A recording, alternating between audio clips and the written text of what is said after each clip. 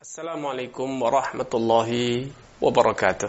Innal hamdalillah nahmaduhu wa nasta'inuhu wa nastaghfiruh wa na'udzu billahi min shururi anfusina wa sayyiati a'malina may yahdihillahu fala mudilla lahu wa may yudlil fala hadiyalah.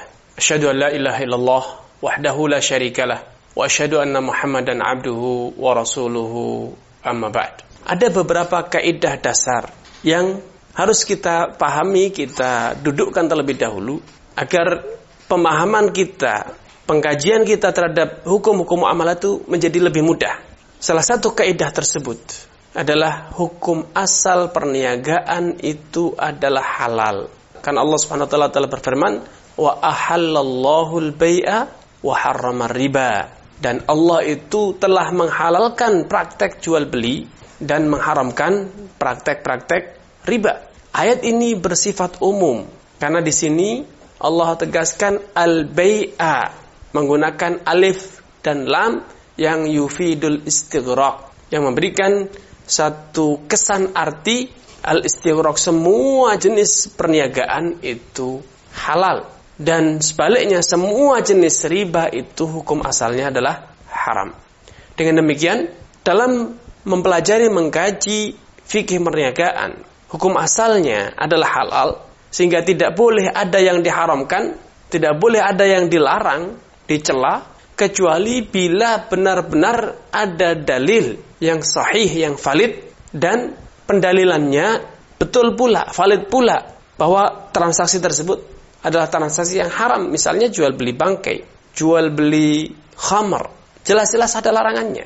Namun ketika kita hendak berjualan barang-barang yang di zaman dahulu tidak pernah ada di zaman Nabi, misalnya berbagai alat-alat elektronik yang ada zaman sekarang, komputer, HP, pesawat terbang, dan lain sebagainya, hukum asalnya halal, walaupun itu tidak pernah ada dalilnya. Ini kaidah pertama. Pendek kata, dalam hukum muamalah, siapapun yang mengharamkan salah satu model, salah satu bentuk dari perniagaan, maka dialah yang harus menjabarkan, menjelaskan, mendeskripsikan dalil, dasar, pijakan dari fatwa dia bahwa perniagaan tersebut haram. Kalau tidak, maka kembalikan kepada hukum asal, perniagaan itu hukum asalnya adalah halal. Ini kaidah pertama. Kaidah kedua yang harus difahami secara global sebelum kita masuk pada perincian, Allah Subhanahu wa taala telah membagi rezeki hambanya secara adil. Ada orang yang rezekinya Allah titipkan di pintu perniagaan. Ada orang-orang yang Allah titipkan rezekinya di pintu pertanian. Ada orang-orang yang rezekinya Allah titipkan di tengah-tengah lautan. Mereka para nelayan. Ada orang-orang yang Allah titipkan rezekinya itu di perkantoran. Mereka para birokrat. Kadangkala kita ketika melihat para pedagang yang sukses, kaya raya, hidupnya serba kecukupan, hidup mewah, hidup enak, kadangkala dalam diri kita ada rasa cemburu. Kita sebagai orang yang tidak berprofesi sebagai pedagang, sebagai birokrat, sebagai karyawan, sebagai petani, kita mungkin berkata, oh enaknya sebagai pedagang, kapan saja dia bisa pergi ke kantornya, kapan saja dia mau istirahat, dia bisa istirahat, hasilnya melimpah, subhanallah. Perlu disadari bahwa di sisi lain bisa jadi saat Anda berkata-kata demikian itu, ada para pedagang yang sedang iri dengan jabatan Anda.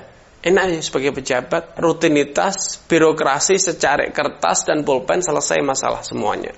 Tapi pedagang dia harus datang sana kemari, lari sana, lari kemari, mencari barang, mencari customer, persaingan dagang, memikirkan inflasi dan lain sebagainya. Pusing. Karenanya kesimpulannya, hendaknya kita sadar bahwa profesi sebagai pedagang itu adalah karunia Allah. Tidak boleh ada iri, tidak boleh ada hasad. Syukurilah profesi yang telah Anda miliki. Bisa jadi itulah memang pintu rezeki Anda. Allah Subhanahu wa taala telah berfirman, "Ahum yaksimun rahmat rabbik. Nahnu qasamna bainahum ma'isyatahum fil hayatid dunya." Apakah mereka membagi kemurahan Allah, rezeki Allah Subhanahu wa taala? Ketahuilah bahwa nahnu qasamna bainahum ma'isyatan fil hayatid dunya. Kamilah yang membaginya kepada mereka. Siapa yang menentukan para petani itu menjadi petani? Allah. Siapa yang menjadikan dan memudahkan para pedagang itu akhirnya menjadi pedagang yang sukses? Siapa yang memudahkan para nelayan itu sehingga mereka mahir mencari ikan di tengah lautan? Allah Subhanahu wa taala. I'malu fakullun muyassarun lima khuliqalah. Teruslah berjuang, teruslah beramal. Karena sejatinya masing-masing dari kita akan dimudahkan untuk menemukan, untuk menjalani garis kodratnya. Lima khuliqalah. Baik dari kodrat tentang rezekinya, tentang hidupnya, tentang surga nerakanya, dan lain sebagainya. Sehingga tidak perlu ada hasad, tidak perlu ada iri. Status sebagai pedagang itulah karunia Allah Subhanahu wa taala, syukurilah. Allah membagi. Ada sebagian yang sebagai petani, sebagian dari pedagang. Andai semua jadi pedagang, celaka kita. Andai semua jadi produsen, celaka kita. Walau demikian, walau kita tidak semua jadi pedagang, tidak semua jadi petani, tapi kita semua membutuhkan kepada kontribusi mereka. Kehadiran para pedagang, kehadiran para petani, kehadiran para produsen, kehadiran para nelayan, itu dibutuhkan oleh semua orang. Karenanya, marilah kita kenali potensi kita yang terbaik.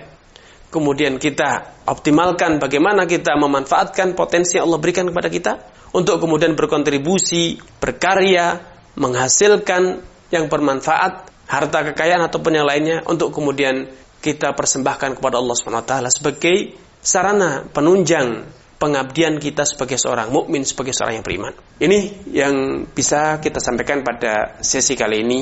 Kurang dan lebihnya mohon maaf. Billahi taufiq wal hidayah. Sampai jumpa dalam kesempatan. Wassalamualaikum warahmatullahi wabarakatuh.